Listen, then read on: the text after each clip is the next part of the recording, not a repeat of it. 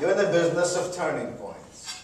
You're in the business of helping young men and women find a pathway that can light their future, that can educate their mind, that can nourish their heart, that can nurture their intellect. What a business to be in. I admire you. Many of you are independents. In fact, most of you are independent, so I feel with you. All my life I was an independent. There are no guarantees on the paycheck. You just gotta hope things keep pumping the right way. I have never gotten a paycheck until I became president of High Point University. And I remember the first month, the guy brought me a little envelope with a little window in it. I said, what is that? He said, that's your paycheck. I said, what's that? I never had a paycheck. A month later, the guy came back and gave me another envelope. I said, what's that? I said, you already gave me one of those things. A month later, he came back again. I said, this is a racket. You got to be kidding. You don't know if I'm even doing a good job. Right? But I know what you do. You've got to work hard to make sure your business stay in business. Let me tell you, I have been looking forward to being with you here today for lots and lots of reasons, not the least of which is that what you do is not only good, not only extraordinary, but it is impactful. Can you imagine living life doing stuff that doesn't really inure impact? And yet most people in the world, that's what they do. They get up in the morning, they go to work. They fuss and they whine and they complain and they come home and they drink a six-pack and burp and go to sleep. And then they get up the next morning and do it all over again. But not you, because you are doing remarkable things. How do I know? Because I've met many of you.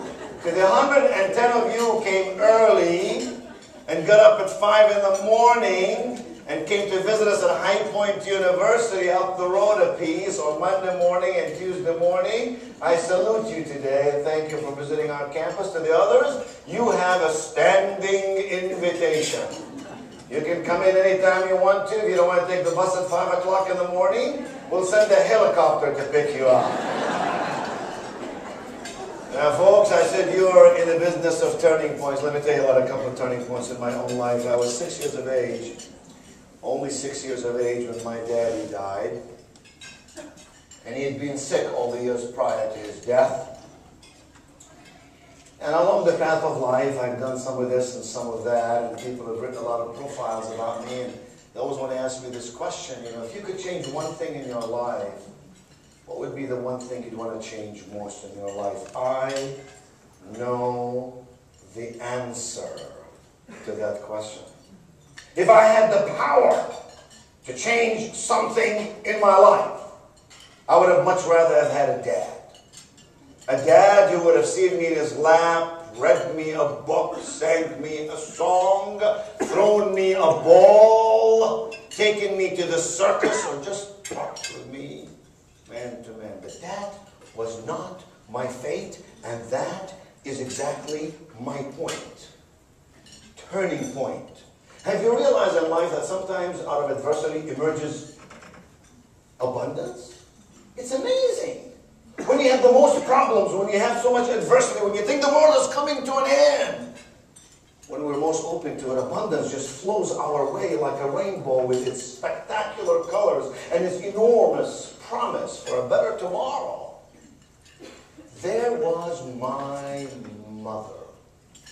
Now don't miss this. 4th grade educated mother. Left with 5 kids, 3 boys and 2 girls. My mother, I would put her against 25 PhDs from the finest Ivy League schools of your own picking. You want to know why? Because my mama had a postgraduate degree in a discipline you and I would call common sense.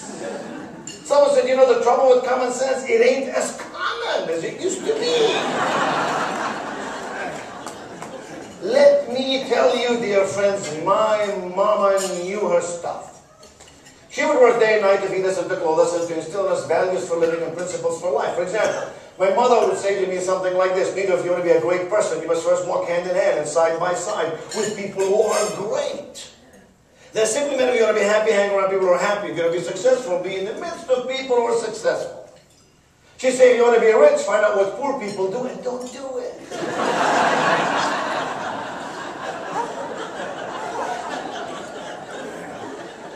Life is not too complicated. You know, there's a fish called koi, K-O-I. You take a koi fish, you put in a fish bowl, give it all the water you want to give it, all the food you want to give it. The koi fish never ever grows to more than about 2 inches in size. Take the koi fish out of the fish bowl and throw it in a pond somewhere. And what happens?